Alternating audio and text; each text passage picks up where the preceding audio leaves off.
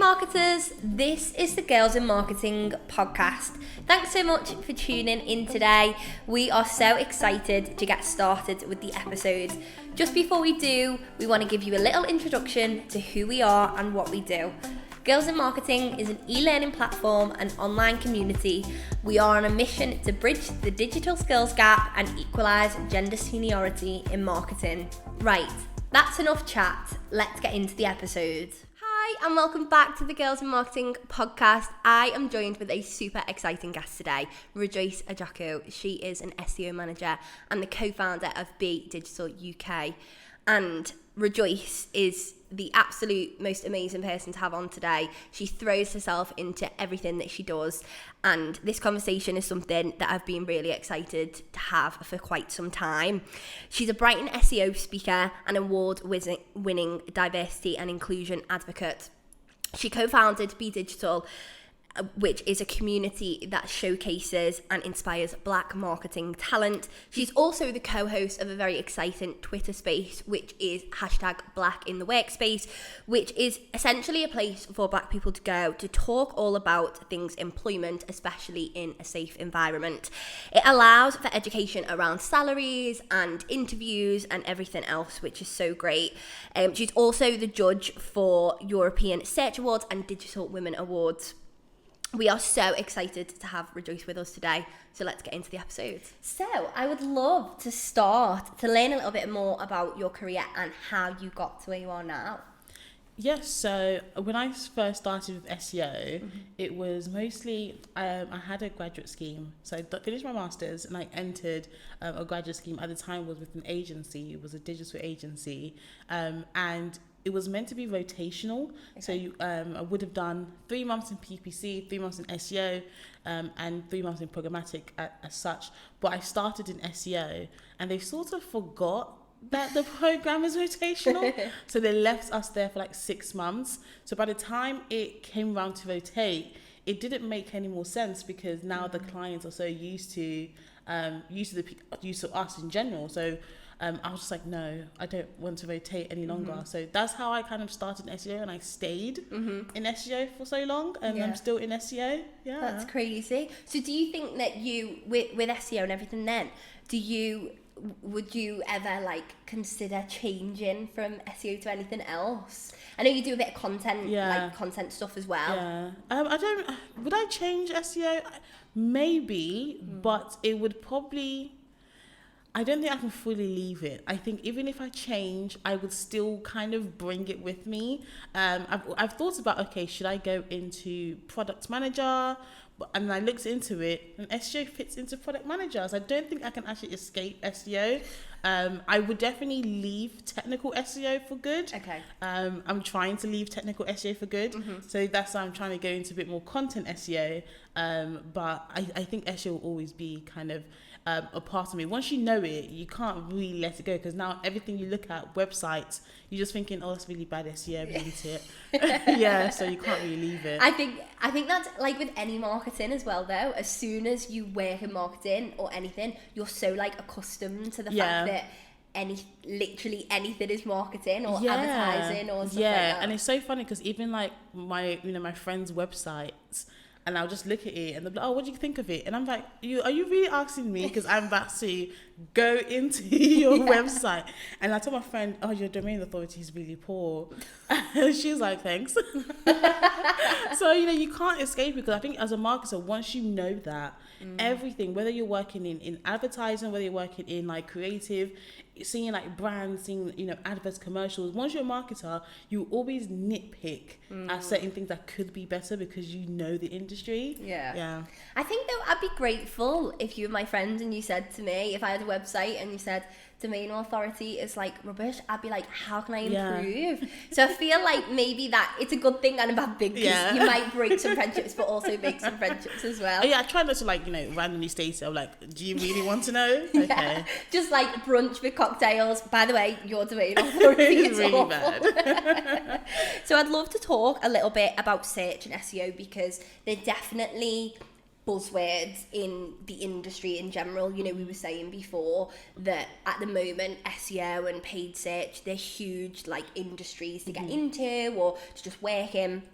So I'm also, another thing is, it can be quite confusing, maybe if you don't understand SEO or haven't necessarily been exposed to SEO so much. So I'd love for you to describe a little bit more about what SEO means to you, and your kind of understanding of it. Yeah, so my understanding of SEO, if I was to explain to someone who's fairly new to it, so SEO mostly looks at search results on search engines. So you really have to stress is search engines, and that could include Bing or Google or whatever search engines. And I tend to kind of SEO works the best for me for crawler based search engines, which are Google that uses a bots to kind of crawl sites as well. But in essence, SEO is one type of search. It's the organic side of search. You have paid search, which is PPC, that you bid on keywords and you bid on all those things. But SEO is all organic, meaning that you generally have to think about users. You generally have to think about how are customers searching, what terms will they search for that you would like to come up for. And if you understand how Google is, a lot of times people focus too much on Google when it comes to SEO, and I always say forget Google, because Google builds algorithms to understand user experience. As someone who does SEO, you need to now focus on user experience. You need to optimize for experience and not search engines. But in all of that, SEO is just an organic way to optimize your website landing pages so that users can find you through Google, essentially. Yeah, I didn't want to make that feel like it was like an exam paper or something. But I think it's just really good to understand, and the way you explained it is honestly like such a great explanation, because there's so much jargon, and at the end of the day, as you said, it's literally how do you get your website in front of other people. And something that you touched on actually was kind of like users and like search intent. And I always think, I've done a lot of SEO stuff myself, and I always think that search engine optimization is taken like almost the wrong way when it comes to like search intent, because people see it very black and white, like it's very much like, is it this or is it this? But a lot of the time it's not. And people forget that search intent can change. So what one word may be, so for example, a word this year could mean, foundational or whatever, could have an informational intent. But then we know people evolve, reasons evolve, users evolve, therefore intent will have to evolve with it. So something can be transactional as an intent, can change into informational as an intent. So you kind of have to, again, just keep listening to what your users want and keep listening to why. That's why a lot of times I always look at intents within seasonalities. So is this intent accurate because it's Christmas, or is this intent accurate because it's Valentine's Day? You kind of have to look at why this intent is what it is, or why this keyword is attached to this intent in this season, because it could fairly be that this is the same intent over and over again, or it could be that it changes because of circumstance, economy, seasonalities. Again, before COVID-19 or COVID, it is a search term before we are in the pandemic. But now people are, because of that search term, is now a lot more informational, now more for, in terms of, you can search COVID, it can be navigational. People can try to find test centers. So again, intent is, it's not rigid. As you said, it's not black and white. It's you kind of have to understand the user, understand the period of time, and understand why this intent is what it is, and then you can create whatever you need to create from that. Yeah, that's so interesting actually, and that analogy of COVID, because as you were saying that, I was thinking sometimes the definition of words can change. So for example, face mask. Pre-pandemic, that might have been like a face mask, a skincare face mask, whereas now face mask means like a face mask, like a COVID face mask. So it's really interesting, because obviously that's like a name, like a description of a product changing, but actually it might be that the circumstance changes. So that is really interesting, and I think that in general people forget that the world changes like day to day. Absolutely. Like all the time.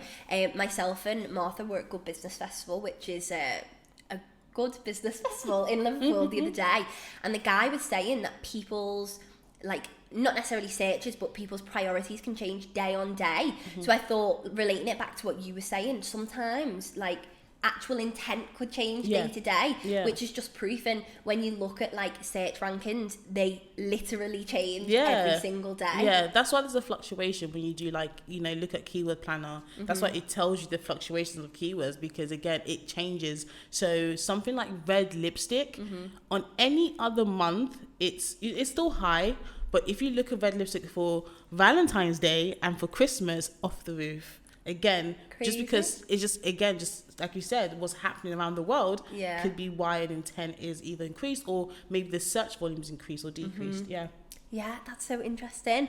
And I think, going off what we were saying about keywords, when we think of SEO, I think a lot of people just think keywords. Like, it's the first thing that comes to their head. Sometimes people say, I am an SEO genius, and then they say, what do you know? And they're like, how to optimize for keywords. And it's like, it's not that simple. And actually, HubSpot said that 71% of marketers use strategic keywords in there as their number one strategy in 2021. Little fun fact there. So what are your kind of thoughts on that? I know we were talking before and you said keywords aren't necessarily everything. So what's your opinion? Is there more to SEO?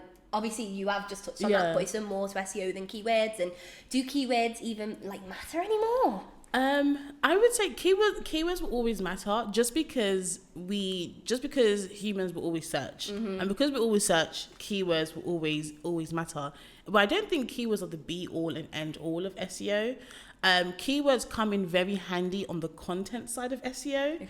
But if you're looking at off page, if you're looking at technical side, keywords really has no value in terms of, if your site can't be indexed or crawled, the keywords are not going to save you from that.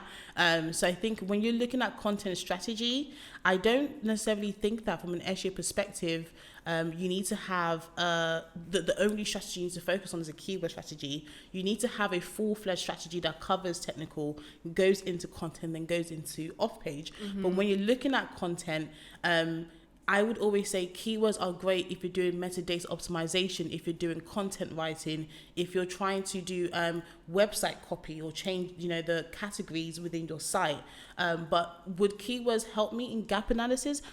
Possibly, maybe not. Again, with gap analysis, I can look at maybe what the keyword gaps, which keywords come in, but I can always look at what type of content are my competitors are doing versus that I'm not doing. Again, keywords won't really matter there, because you need to think about loads of other aspects. Keywords are important, but I think it's not the keywords that people hang on to, it's the search volumes. Search volumes is, I don't think, yes, the higher the search volume, great, utilize that keyword, but if we're going back to intent, for search volumes, the keywords with the clearer intent has the least search volumes, which are long tail keywords. And long tail keywords, like how to do this or something like that, or when is like a full on sentence, those will always have low search volumes. But it doesn't mean we should ignore those. It just means, how do we strategically place them on our website? Which, if anyone has time, look into tofu, mofu, bofu, which is top of the funnel, middle of the funnel, bottom of the funnel. It means what keywords do you want to be at the top of the funnel, which means, and these keywords should be, again, the higher search volumes, the bigger ones. Middle of the funnel can be keywords, or maybe like variations of, your targeted terms. And bottom of the funnel, I would say go for longer tail keywords. They can be conversion keywords as well. So that's a great way to look at keywords from a strategic point of view. But don't spend too long on keywords, because SEO is not only keywords. There's so many other parts of it. Yeah, it's actually really interesting that you were saying about the conversion and like bottom of the funnel, because I always think long tail keywords, people do tend to just go, oh, the search volume's like 5 or 0 or like, a ridiculously low number. But then if you've got a product that is, I don't know, worth 2 or 3 grand, for example, and then you're got a long tail keyword that is, really low volume, if you're really strategic in how that is placed, then that one searcher who maybe is the search volume for that month might purchase because of how you've kind of created your strategy. So I think that, you know, in terms of like people looking into keywords and stuff, and something that a lot of people say is that look at long tail keywords first, because typically they're easier to rank for, and they definitely are. And then with that comes kind of, as you grow your strategy, it generally becomes easier to rank for more generic terms, more kind of short tail keywords. Absolutely. I agree with that as well. So you touched a little bit on before paid search. Now I'm not gonna quiz you on paid search because I don't want you to just absolutely freak out about it. But what in kind of your experience is the relationship between SEO and paid search, and kind of that organic search and paid search? Yeah. So I think where the synergy comes in, or where I've mostly worked with it, is great in terms of like app store optimization. When I really worked with the paid search team, and it's just based on the keywords they bid on. The keywords they bid on, they were able to find out from the paid search what keywords converted, what keywords were converting in terms of, if we look at apps in terms of downloads, what keywords helped generate a lot more downloads. And they will pass over those keywords, and I will then look at it from an organic perspective. What are the search volumes for those keywords? And then maybe utilize those keywords in the meta of the app.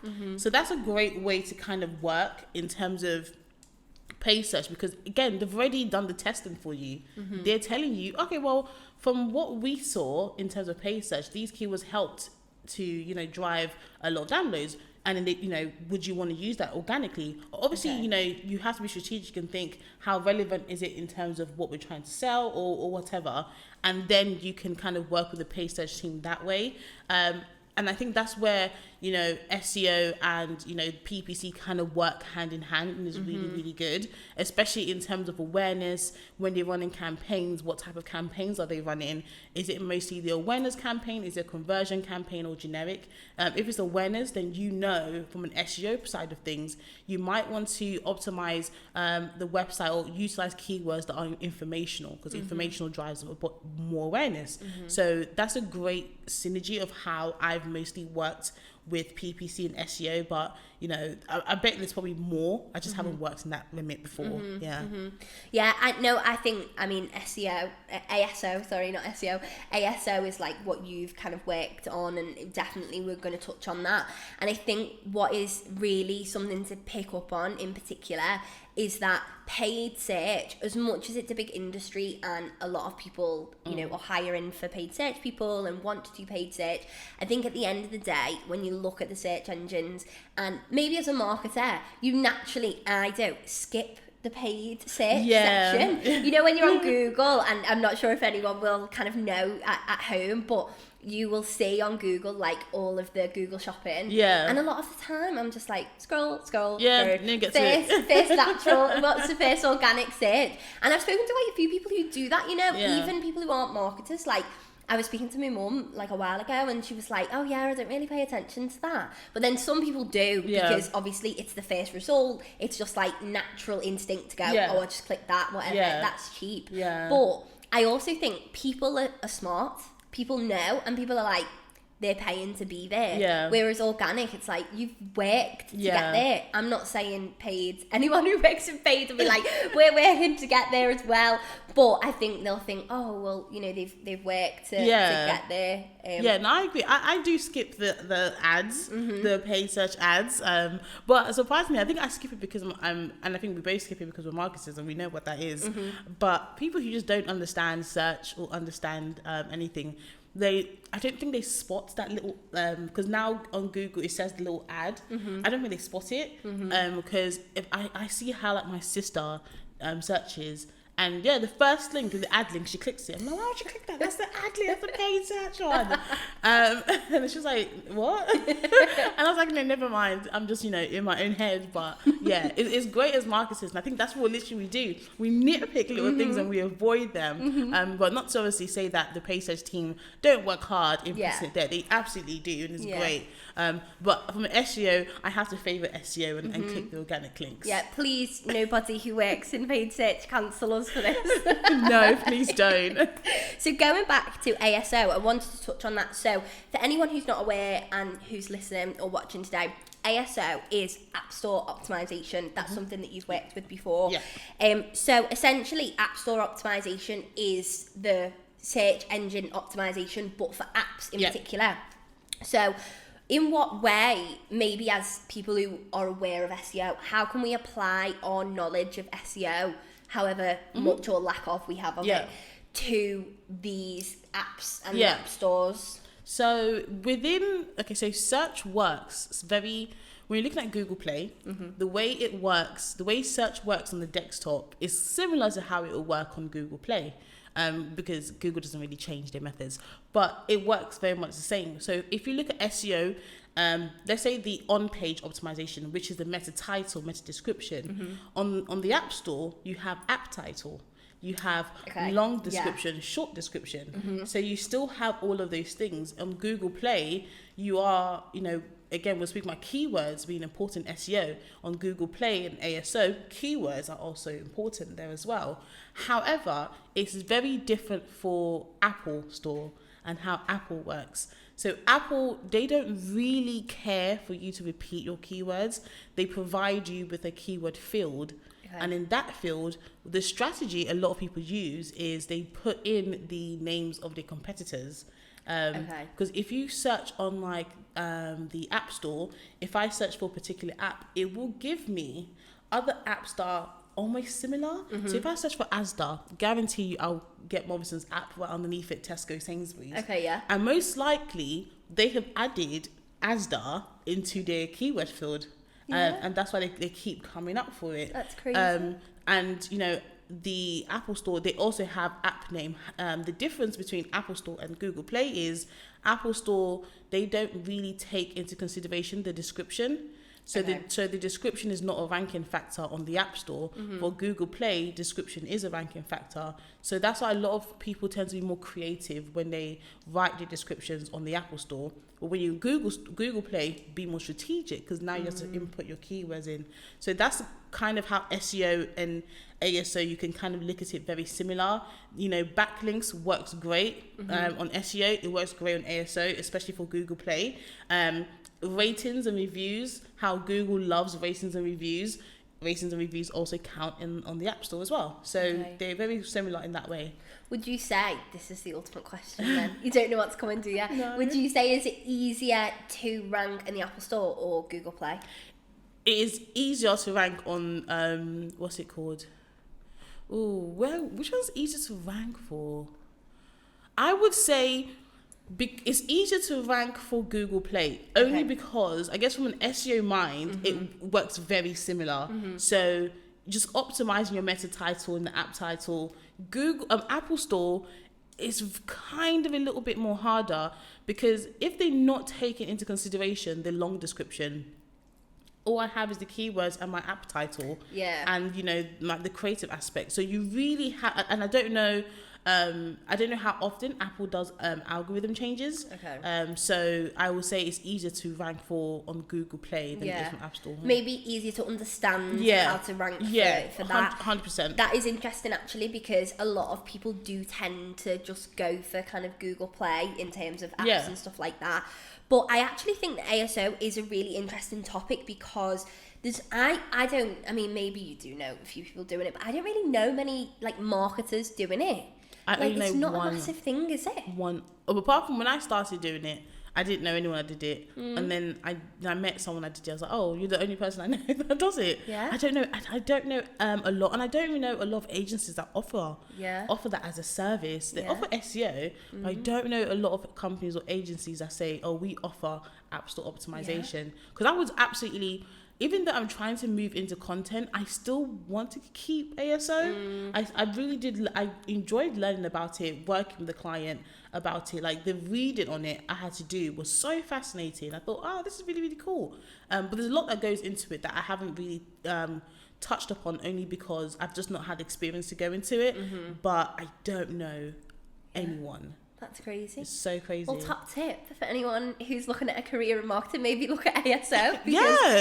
Specialise in that. Yeah, that I think that would be, and I mean the kind of like growth with mobile and everything is huge right now. So I think that getting into it now is possibly the best time. Yeah. And I mean, you know, as I said, moving forward, mobile's only just going to get bigger and bigger.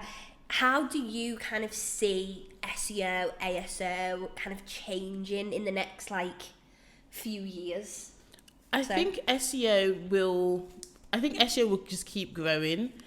In 2020, like in the height of the pandemic, there was a lot of budgets placed on SEO because you know, people physically can't go into stores. Now you kind of have to sell online.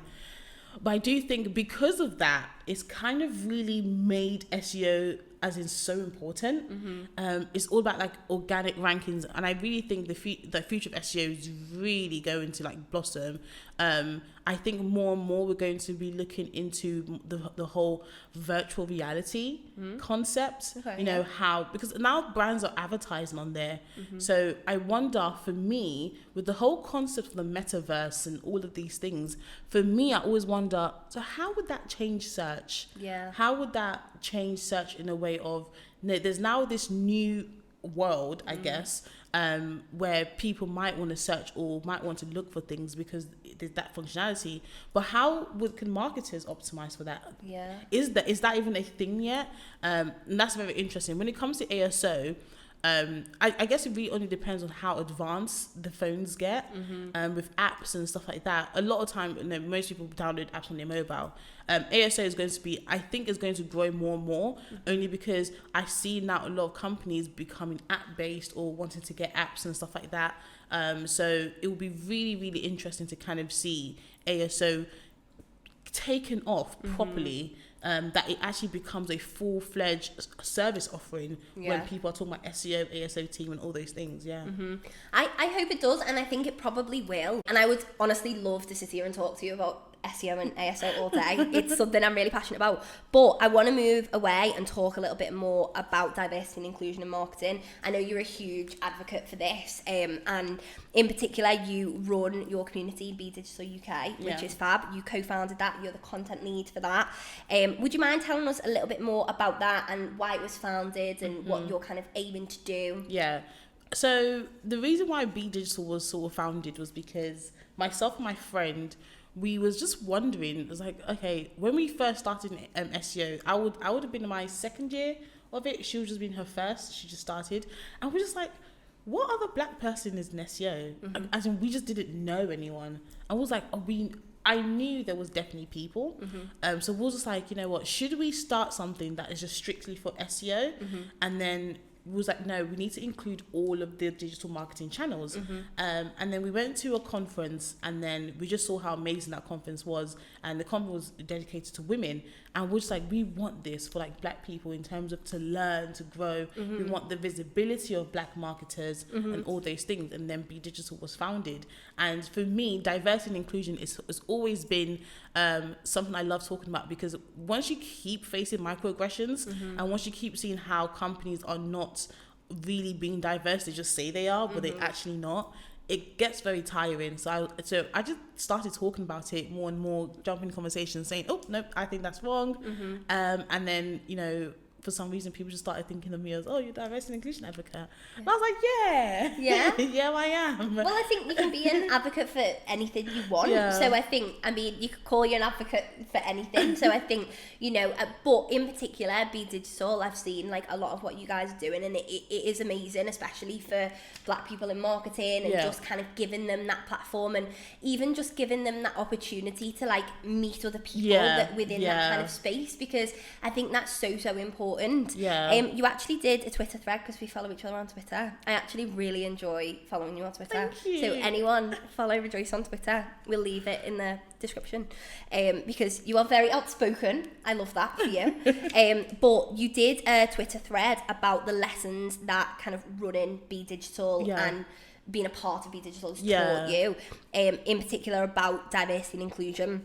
So you mentioned authenticity, feedback, community. Could you share the lessons with other people? Yeah, so one of the main lessons I learned was to be authentic. And for me, to be authentic is for people to actually not only see me as this professional person, but also I'm also a human. I'm also Black. So I had to be authentic in my own self and my own beliefs. I didn't want to, and that's why I always say to people, if you follow me on Twitter, you will sometimes get the marketing, and sometimes you just get Rejoice. Just on a normal day, I want to laugh, I want to banter, I'm opinionated, and that's just, and I think people in the community, they might be really afraid of, I have to be professional all the time. I know you don't.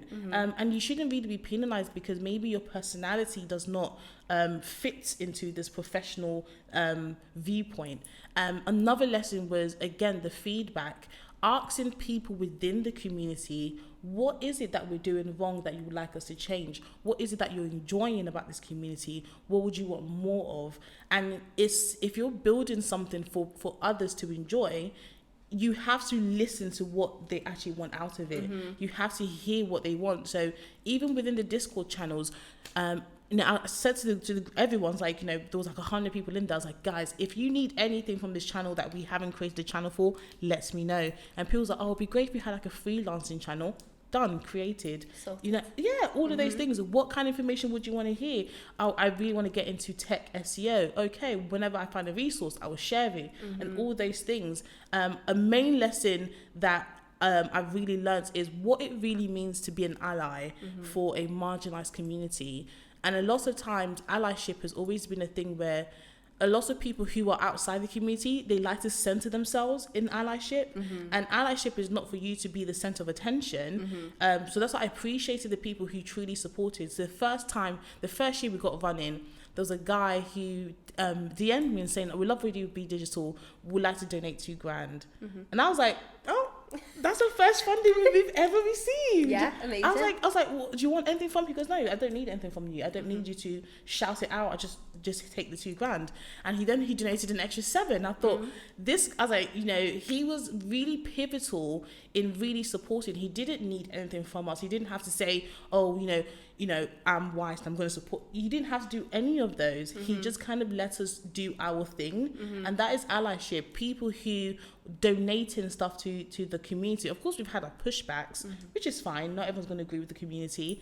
But allyship was one of the main lessons, to kind of see people truly support. And when they supported, they said, we're not going to center ourselves, but we would just like to let you know that this is what we can do to help the community grow. Yeah. And that's the most lessons I've learned from B-Digital. Yeah, it's nice as well.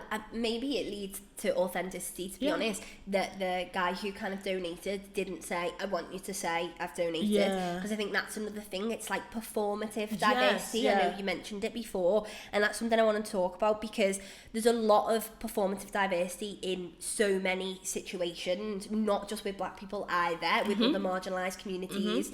And in particular, we see this on like Black History Month or Pride Month or even International Women's Day, like all of these different things. What's your kind of experience with that, and even opinion of it? Like, I was talking about this with my friend.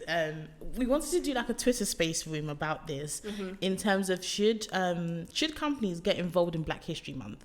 And not because we wanted to say, no, they shouldn't, but because, like you said, there's a lot of performative stuff going on when it comes to celebrating marginalized communities, whether it's women, whether it's the LGBT community, whether it's Black people. And for me, it's a thing of, I don't believe that you truly want to participate if the main voice of that celebration is not coming from those involved in the marginalized community. If you want to talk about Black History Month and then you get a non-Black person to speak, to me, you're not really listening. Doesn't really make sense. It doesn't really make sense. And it's happened. It's happened to a place I used to work where for the Black History Month week, one of the speakers was a white woman, and I was just like, but she's white. Not to say that she doesn't have anything valuable, but this is not her month, so we shouldn't have speakers who are not Black. I don't expect, as a straight woman, I'm going to volunteer to speak for that's not my realm. Even though I might understand the history, but I think someone from the community should take that platform. So that's when it becomes performative. That's when I don't believe in those campaigns. And also, I go beyond and look at your policies as an agency. If you are celebrating these things, Black History Month, the LGBT community, what are your policies saying to help those people in terms of how do you deal with microaggressions? How do you deal with discrimination? How do you deal with the things that are actually impacting these communities? If you don't have policies to sort of back what you say, then to me, again, you're just doing it for the sake of you just want like virtual signaling. You want praise on the outside, but really you're not looking after the people that work within your company that are part of this community. So it's all really fake to me. Yeah. And I think what is the most upsetting thing about it is that you don't really ever know if it's fake. Yeah. Like, I mean, sometimes it can be obvious if it's fake, but then sometimes it can be a company and it can look so genuine. And then it's actually like, what is the internal structure? Like, what's going on in this company? And then it's just like, not the way it should be, not the way they're perceiving it to be. In every aspect. And I think that going forward, like in the future, I think surely businesses and corporate companies, like, they need to do something. And I keep thinking to myself, like, when is it going to change? Because it seems to me that, like, it seems to be changing. And it's, like, slow but steady, but it's just not, it's not like good enough, really. Because I was talking about it with someone, another podcast called from a guy called Mordy, and I was questioning, does the SEO industry really want diversity? Because as you said, why is the change so slow?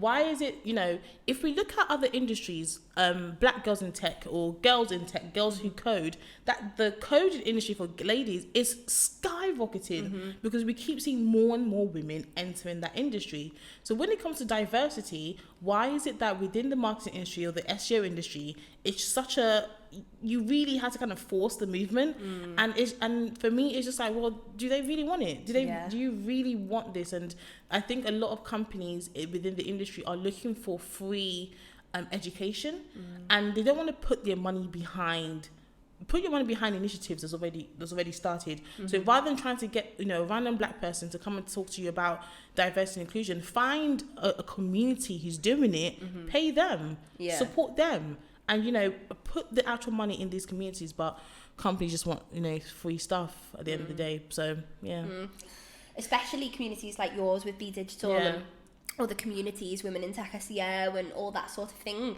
These communities are never gonna take off or improve if they don't have that backing. Like that guy, give you the $2,000, $7,000, that's amazing. And that means that because you said that you purchased tickets or you purchased wasn't it hotel and so something? We had another agency give us like $750 to support people who wanted to go to Brighton SEO. So that is support, and I want to be careful in saying that support doesn't always have to be monetary.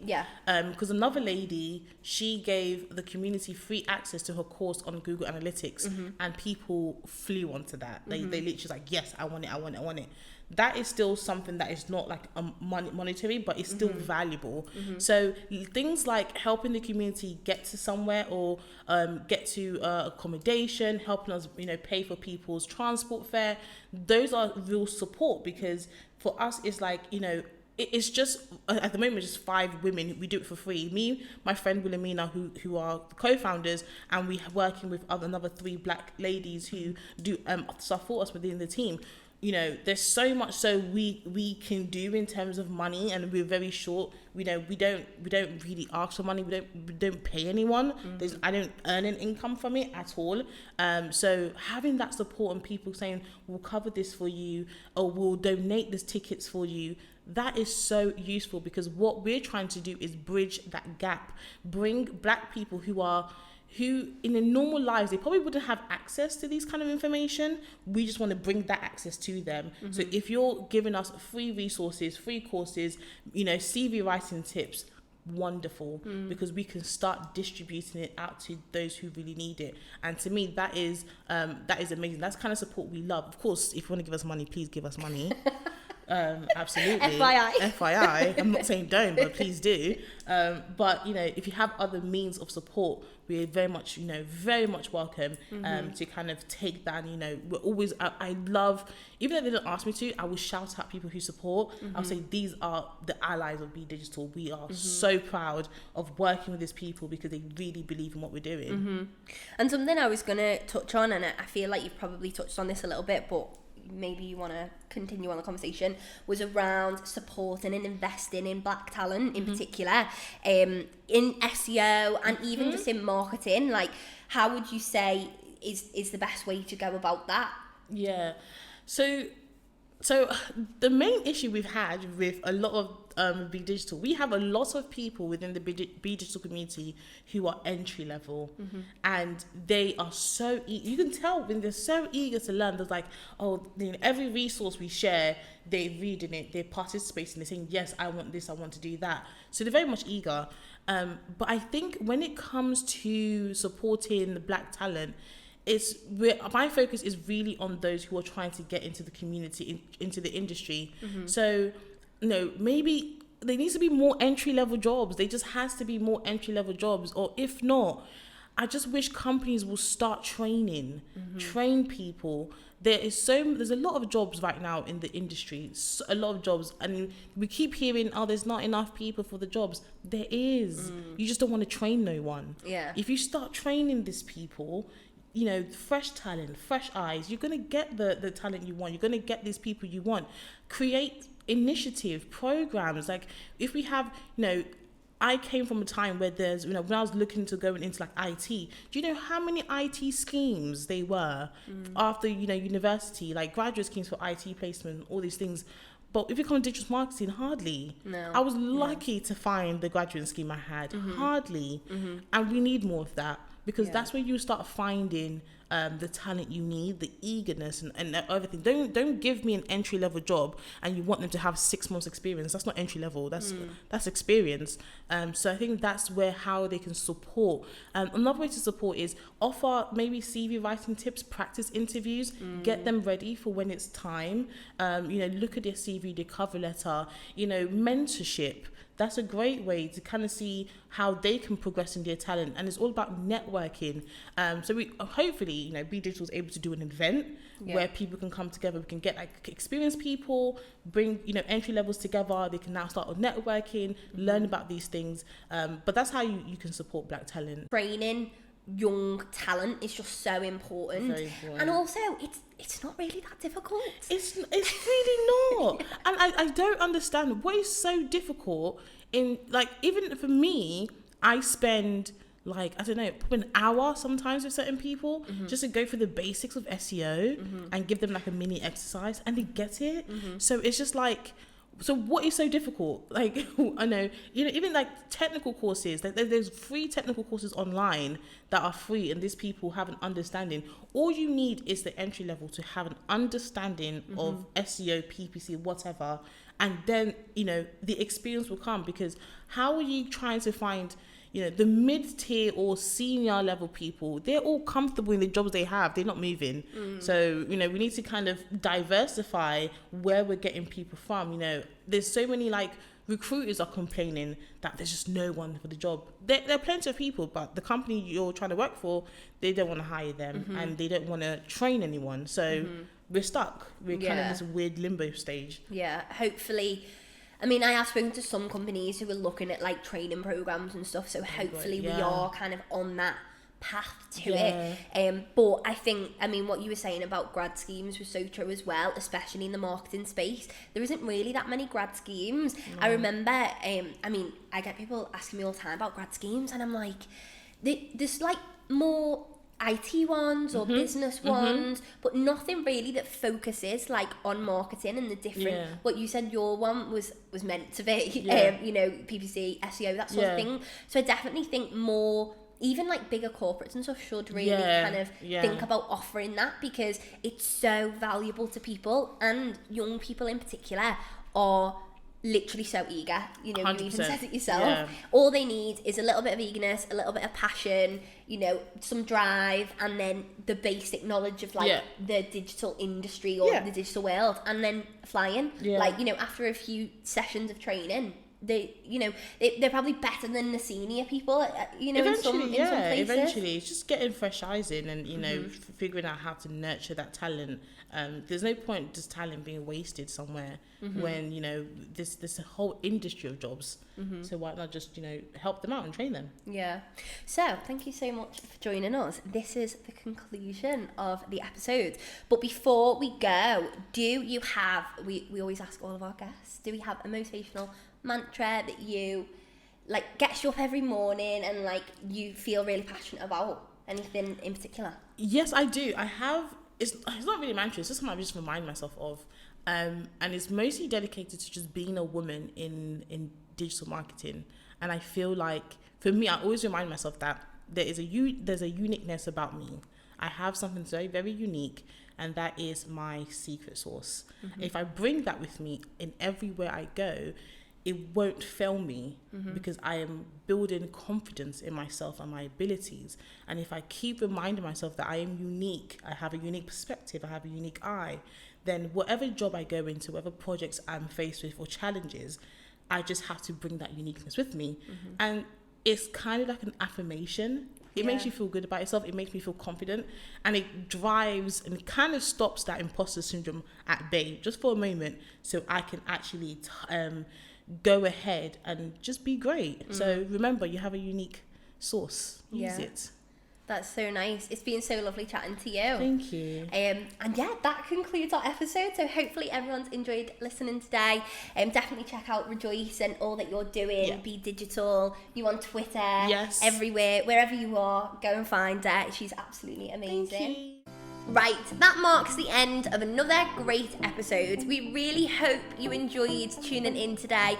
And if you did, please share with your friends, rate us on Apple Podcasts, follow us on Spotify, and watch the video version on YouTube. We've got so many exciting things coming, so we really love for you to get involved. See you soon.